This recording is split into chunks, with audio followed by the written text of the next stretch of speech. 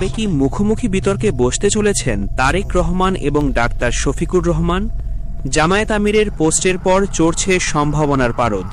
তিনি সরাসরি বিএনপির চেয়ারম্যান তারেক রহমানকে একটি প্রকাশ্য ও উন্মুক্ত বিতর্কের আহ্বান জানিয়েছেন। শুক্রবার রাতে নিজের ভেরিফাইড ফেসবুক পেজে দেওয়া এক সুদীর্ঘ পোস্টে তিনি এই আমন্ত্রণ জানান। তার এই পোস্টটি মুহূর্তের মধ্যেই সামাজিক যোগাযোগ মাধ্যমে ভাইরাল হয়ে যায় এবং রাজনৈতিক বিশ্লেষকদের মধ্যে ব্যাপক কৌতূহলের সৃষ্টি করে। ডক্টর শফিকুর রহমান তার পোস্টের শুরুতেই তারেক রহমানকে অত্যন্ত বিনয়ের সঙ্গে প্রিয় এবং মাননীয় বলে সম্বোধন করেছেন। তিনি তার পোস্টে উল্লেখ করেছেন, একটি দেশের সরকারের বৈধতা কেবলমাত্র একটি অবাধ, সুষ্ঠু ও নিরপেক্ষ নির্বাচনের মাধ্যমেই সম্ভব। জনগণের আস্থা ও স্বচ্ছতা ছাড়া কোনো ফলাফলই টেকসই হয় না। তিনি আরও মনে করিয়ে দেন, জুলাই বিপ্লবের পর বাংলাদেশের রাজনীতিতে এক বিরাট পরিবর্তন এসেছে। এখনকার তরুণ প্রজন্ম চায় একটি সভ্য এবং সংঘাতহীন রাজনীতি। তিনি তারেক রহমানকে একটি পাবলিক প্ল্যাটফর্মে সরাসরি আলোচনায় বসার অনুরোধ করেছেন।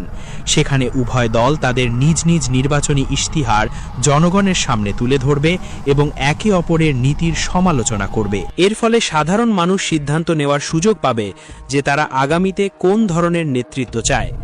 ডাক্তার শফিকুর রহমান মনে করেন, এটি ভবিষ্যতের শাসন ব্যবস্থার জন্য একটি স্বচ্ছ এবং জবাবদিহিতামূলক উদাহরণ হয়ে থাকবে। তিনি তার পোস্টে বলেন, আসুন আমরা মিডিয়া এবং জনগণের সামনে দাঁড়াই এবং একটি নতুন অধ্যায়ের সূচনা করি। তবে জামায়াত আমিরের এই উষ্ণ আমন্ত্রণে বিএনপির পক্ষ থেকে এখনও পর্যন্ত কোনো ইতিবাচক সাড়া পাওয়া যায়নি। বিএনপির চেয়ারম্যান তারেক রহমানের উপদেষ্টা এবং দলের নির্বাচনী মুখপাত্র মাহাদি আমিন এই বিষয়ে মুখ খুলেছেন। তিনি মনে করেন, নির্বাচনী প্রচারণার একদম শেষ সময়ে এসে এই ধরনের প্রস্তাব দেওয়া আসলে স্রেফ সামাজিক যোগাযোগ মাধ্যমে ভাইরাল হওয়ার একটি কৌশল মাত্র। মাহাদি আমিনের মতে, তারেক রহমানের সঙ্গে এই বিষয়ে তার ব্যক্তিগতভাবে কোনো কথা না হলেও তিনি মনে করেন ফেসবুকে পোস্ট দিয়ে কাউকে ট্যাগ করা কোনো কার্যকর আলোচনার উপায় হতে পারে না। তিনি আরও উল্লেখ করেন, তারেক রহমানের আগামী কয়েকদিনের শিডিউল অত্যন্ত ব্যস্ত এবং সেখানে এমন কোনো বিতর্কের সুযোগ নেই।